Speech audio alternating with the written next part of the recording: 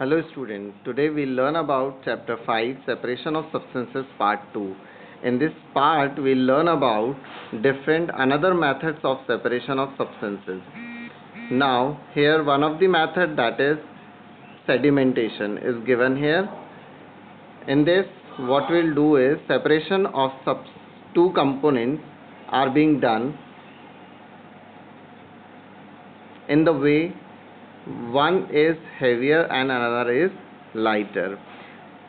I will explain you with the help of an activity. You can see here I have taken a glass of water in which I have added a garden soil in it, some of the amount of garden soil. Then I have stir it and mix it well.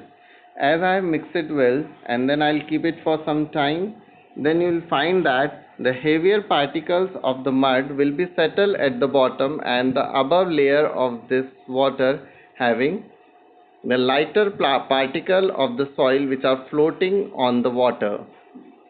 These lighter particles of the soil are basically of the dead leaves and some other components, some of other parts of plant which are lighter in weight, lighter than the soil. Another method we learn, that is decantation. After settling down of these sediments into the container, the heavier particle will be settled down at the bottom and the upper part of the water is clean, that required to be separated out or decant into the another container.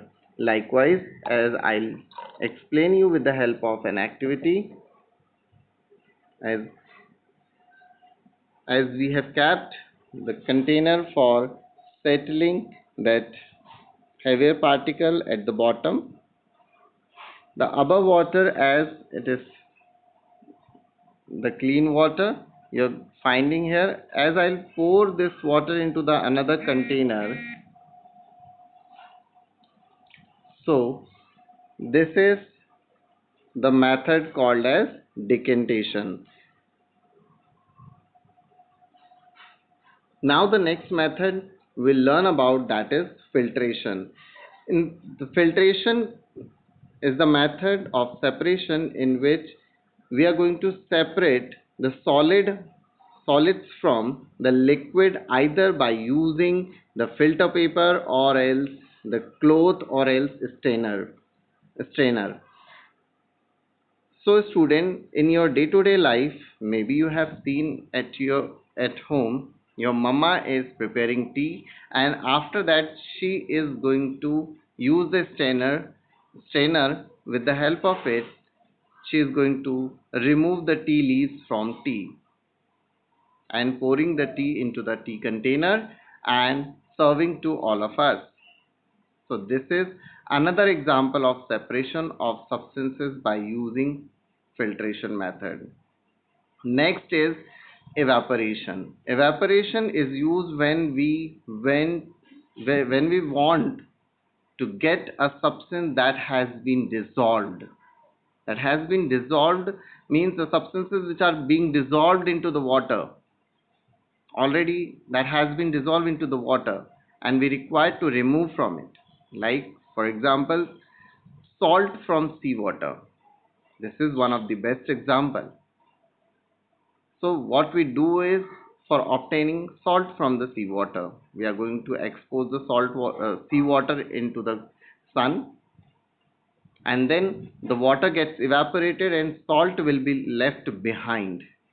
That is one of the method of separation of substances.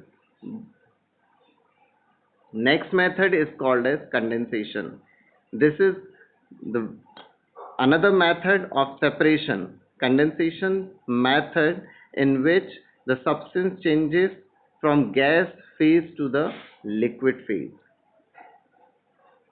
Maybe you have seen at home, as you are taking out the water bottle, the cold water bottle from the refrigerator, and keep it in the surrounding nowadays as it is summer.